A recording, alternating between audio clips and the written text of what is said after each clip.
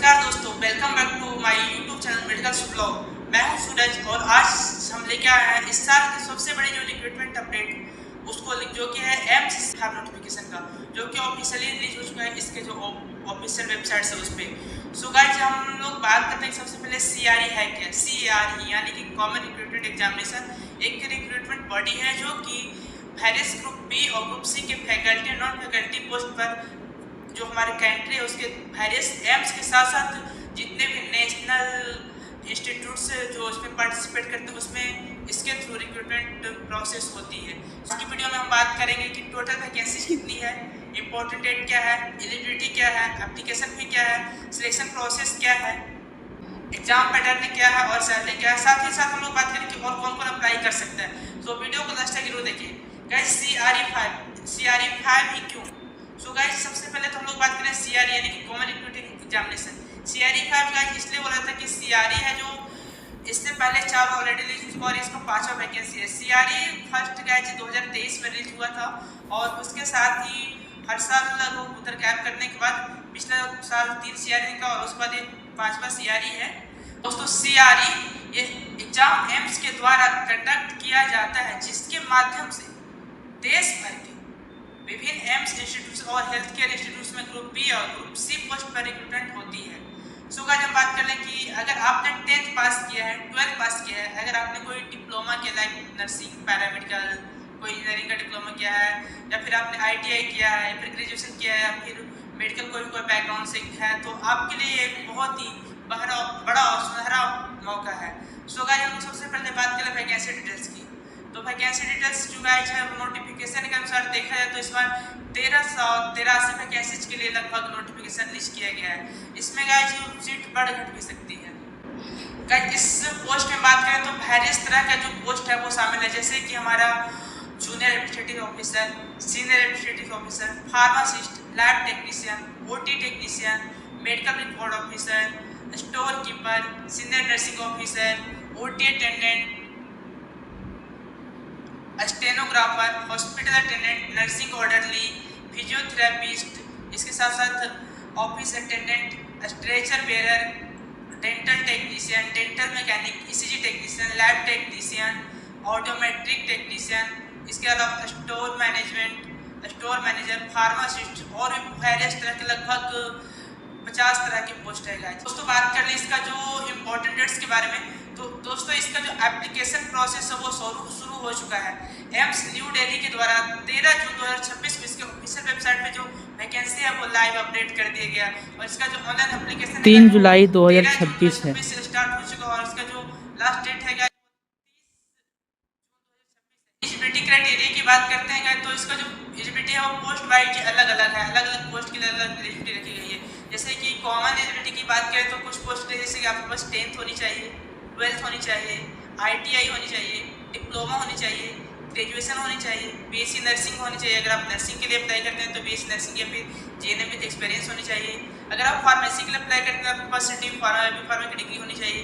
अगर आप OT technician के लिए अप्लाई करते हैं तो आपके पास BSc इन OT टेक्नीशियन या फिर BSc इन एनेस्थेसिया टेक्नीशियन के साथ ही 5 साल की एक्सपीरियंस होना चाहिए। अगर आप लैब टेक्नीशियन के लिए अप्लाई करते हैं तो आपके पास लैब DMLT या फिर BMLT या फिर लैब टेक्नीशियन का डिग्री के साथ साथ 2 साल का एक्सपीरियंस होना चाहिए। अगर आप ECG टेक्नीशियन के लिए अप्लाई करते हैं तो आपके पास ECG टेक्नीशियन की जो है वो डिग्री होनी चाहिए गाइज। उसके साथ ही गाइज अगर आप CSST टेक्नीशियन के लिए अप्लाई करते हैं तो आपके पास CSST टेक्नीशियन का डिग्री होनी चाहिए। अगर आपके पास CSST टेक्नीशियन का डिग्री नहीं है तो आपके पास GNM या फिर नर्स ग्रेडिंग A या फिर OT टेक्नीशियन की डिग्री के साथ साथ CSST में काम करने का कार्य अनुभव होना चाहिए। उसके साथ ही गाइस बात कर ले मटेरियल मैनेजमेंट्स को लेकर है और आपका जो है कलर को लेकर है वो सब गाइस 10th बेसिस पे। अगर हम बात करें सीनियर नर्सिंग ऑफिसर्स की तो आपके पास GNM या फिर BSc नर्सिंग की डिग्री होनी चाहिए गाइस। अगर हम बात कर ले अभी गाइस जो एज लिमिट की, एज लिमिट क्या है, कौन कौन से एज लिमिट के लोग इसमें अप्लाई कर सकते हैं, तो इसमें गाइस जो एज है वो मिनिमम 18 ईयर्स रखी गई है और मैक्सिमम एज पोस्ट वाइज 35 साल से 40 साल तक रखी गई है। इसमें SC ST OBC और PWD कैंडिडेट को गवर्नमेंट रूल्स के अनुसार एज रिलैक्सेशन भी मिलेगा। अब गाइस हम लोग बात कर लें कि एप्लीकेशन की फी क्या रखा गया। तो एप्लीकेशन फी कैटेगरी वाइज अलग अलग है, जैसे कि जनरल या OBC कैंडिडेट्स के लिए 3000 से, SC ST और EWS कैंडिडेट के लिए 2400, PWD कैंडिडेट्स के लिए भी एग्जाम डेट रखा गया, फिर ऑनलाइन मोड से सबमिट किया जाएगा। फॉर्म भी है वो ऑनलाइन मोड से सबमिट किया जाएगा, कोई भी ऑफलाइन मोड से सबमिट नहीं किया जाएगा। गाइज अब हम लोग बात करें कि सिलेक्शन प्रोसेस क्या है, तो सिलेक्शन प्रोसेस का मेनली 3 स्टेप्स है गाइज। जो सबसे पहला हमारा जो सिलेक्शन का प्रोसेस है वो हमारे CBT यानी कि कंप्यूटर बेस्ड टेस्ट, जो कि हर एग्जामिनेशन का मेन होता है CBT, क्योंकि आजकल जितनी वैकेंसीज है वो सब में CBT के माध्यम से ही बहाली दिया जा रहा है। उसके बाद गाइज बात करें स्किल टेस्ट। स्किल टेस्ट सब में एप्लीकेबल नहीं है, मेनली जो टाइपिंग वाले या फिर स्टेनो वाले पोस्ट होते हैं वो सब के लिए स्किल टेस्ट होता है। कंप्यूटर बेस्ड और स्किल टेस्ट पास करने के बाद जो आता है हमारा ये इंस्टीट्यूट अलॉट होता है, ग्रुप ऑफ सेट क्वालिफिकेशन और चॉइस फिलिंग किया जाता है। चॉइस फिलिंग के बाद आपका इंस्टीट्यूट अलॉट हो जाता है और इंस्टीट्यूट अलॉट होने के बाद आप वहाँ पे जाकर डॉक्यूमेंट वेरिफिकेशन करवानी होती है। डॉक्यूमेंट वेरिफिकेशन के बाद मेरिट बनती है और उसके बाद आपकी ज्वाइनिंग्स आती है। अब हम गाइस बात कर लें कि एग्जाम पैटर्न क्या है, तो exam mainly computer based test mode में कंडक्ट किया जाता है, जिसमें क्वेश्चंस मेनली जनरली होते हैं, जैसे कि जो हर एक पोस्ट वाइज है उसके अकॉर्डिंग क्वेश्चन अलग अलग होते हैं। जैसे कि आप OT टेक्नीशियन या फिर nursing officer, pharmacist, lab technician, CSSD technician, ये सब के लिए अगर आप अप्लाई करते हैं तो 80 क्वेश्चन वाइज डोमेन सब्जेक्ट, जैसे कि आपका जो सिलेबस है फार्मासिस्ट का, OT टेक्नीशियन का, नर्सिंग ऑफिसर का, उससे और 20 क्वेश्चन होगा जो जनरल नॉलेज, जिसमें कि reasoning, quantitative aptitude, English language, subject, ये सब से पूछा जाता है। इसलिए गाइज इसका आप लोग अभी से प्रिपरेशन करना स्टार्ट कर देनी चाहिए।